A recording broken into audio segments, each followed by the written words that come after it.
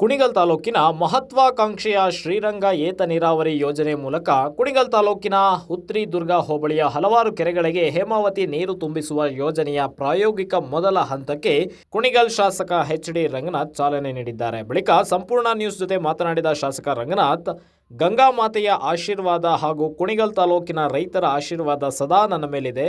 20 ವರ್ಷಗಳ ಕನಸು ಇಂದು ನನಸಾಗಿದೆ. ವೈ.ಕೆ. ರಾಮಯ್ಯನವರ ಹೆಜ್ಜೆ ಅವರ ಹಾದಿಯಲ್ಲಿ ನಾನೂ ಸಹ ಕುಣಿಗಲ್ ಜನತೆಯ ಪರವಾಗಿ ಪುಟ್ಟ ಹೆಜ್ಜೆ ಇಟ್ಟಿದ್ದೇನೆ. ಕುಣಿಗಲ್ ತಾಲೂಕಿನ ಜನತೆಯ ಮನೆ ಮಗನಾಗಿ ಋಣ ತೀರಿಸುತ್ತೇನೆ ಎಂದು ಭಾವುಕರಾಗಿ ಮಾತನಾಡಿದ್ದಾರೆ. ಆಶ್ಚರ್ಯ ಆಗಬೇಕು ಮತ್ತು ನೀರು ಕೊಡುವಂಥ ಒಂದು ಕಾರ್ಯಕ್ರಮ ಇದೆಯಲ್ಲ, ಅದು ಪವಿತ್ರವಾದಂಥದ್ದು. ಗಂಗಾ ಮಾತೆಯ ಆಶೀರ್ವಾದ, ರೈತರ ಆಶೀರ್ವಾದ ಭಾಳಷ್ಟು ಮುಖ್ಯ. ಎಲ್ಲದಕ್ಕಿಂತ ನಮ್ಮೂರಿಗೆ, ನನ್ನ ಹೋಬಳಿಗೆ, ನನ್ನ ಮಾತೃ ಹೋಬಳಿಗೆ ಇವತ್ತು 18 ಕೆರೆಗಳನ್ನು ತುಂಬಿಸುವಂಥ ಒಂದು ಟ್ರಯಲ್ ರನ್ ಮಾಡ್ತಾ ಇದ್ವಲ್ಲ, ಇದಕ್ಕಿಂತ ಸಂತೋಷ ಎಲ್ಲೂ ಸಿಗೋದಿಲ್ಲ. ಇದು ಒಂದು ಘಟ್ಟ ರಾಜಕೀಯದಲ್ಲಿ ವೈ.ಕೆ. ರಾಮಯ್ಯನವರು ಹಿಂದೆ ಎಲ್ಲರಿಗೂ ನೀರು ಕೊಟ್ಟಿದ್ರು ಅಂತ ಕೇಳ್ಪಟ್ಟಿದ್ದೇನೆ.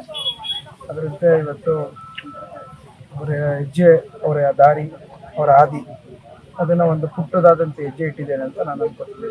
ಈಗ ನಿಮ್ಮ ತಾಲೂಕಿನ ಜನತೆ ರೈತರು ಹೇಳ್ತಾರೆ ಸರ್, ಮುಂದಿನ ದಿನಗಳಲ್ಲಿ ಮತ್ತೆ ಶಾಸಕರಾಗಿ ನಮ್ಮ ರಂಗನಾಥ್ ಅನ್ನೋರೇ ಮುಂದುವರಿತಾರೆ, ಪ್ರತಿಯೊಂದು ಮನೆಗೂ ಕೂಡ ಫೋಟೋ ಇಟ್ಕೊಂಡು ಪೂಜೆ ಮಾಡ್ತಾರೆ. ಅವ್ರದ್ದು ಆ ಒಂದು ಅಭಿವೃದ್ಧಿನ ಈ ಕುಣಿಗಲ್ ತಾಲೂಕು ಮಾಡಿದ್ದಾರೆ ಸರ್. ರಾಜಕೀಯ ನನಗೆ ಬೇಸರ ತಂದಿದೆ. ಇನ್ನೂ ನಾನು ನಿಂತ್ಕೋತೀನಿ ಅಂತ ನಾನು ನಿರ್ಧಾರ ಮಾಡಿಲ್ಲ. ಆದರೆ ನಾನು ಋಣ ತೀರಿಸೋಂಥ ಕೆಲಸವನ್ನು ಈ ಒಂದು ನಮ್ಮ ಮಾನ್ಯ ಉಪಮುಖ್ಯಮಂತ್ರಿಯಾದ ಡಿ.ಕೆ. ಶಿವಕುಮಾರ್ ಸಾಹೇಬರು ಮತ್ತು ನಿಕಟಪೂರ್ವ ಸಂಸದರಾದಂಥ ಡಿ.ಕೆ. ಸುರೇಶ್ ಸಾಹೇಬ್ರವರ ಮಾರ್ಗದರ್ಶನದಲ್ಲಿ ನನ್ನ ಒಂದು ಜವಾಬ್ದಾರಿನ ಮಾಡಬೇಕು. ಭಾಳ ಸಂತೋಷ ತಂದಿದೆ.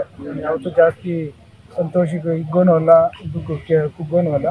ಆದರೆ ಎಲ್ಲೋ ಒಂದು ಕಡೆ ನಮ್ಮ ತಂದೆಯವ್ರ ಆಸೆ ಇತ್ತು.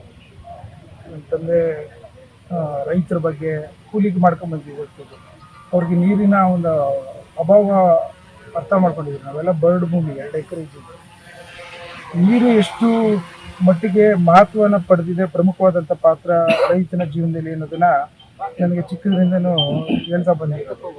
ಸಂಪೂರ್ಣ ನ್ಯೂಸ್, ನಮ್ಮ ನಡಿಗೆ ವಾಸ್ತವದ ಕಡೆಗೆ. ಇದು ನಿಮ್ಮ ಧ್ವನಿ.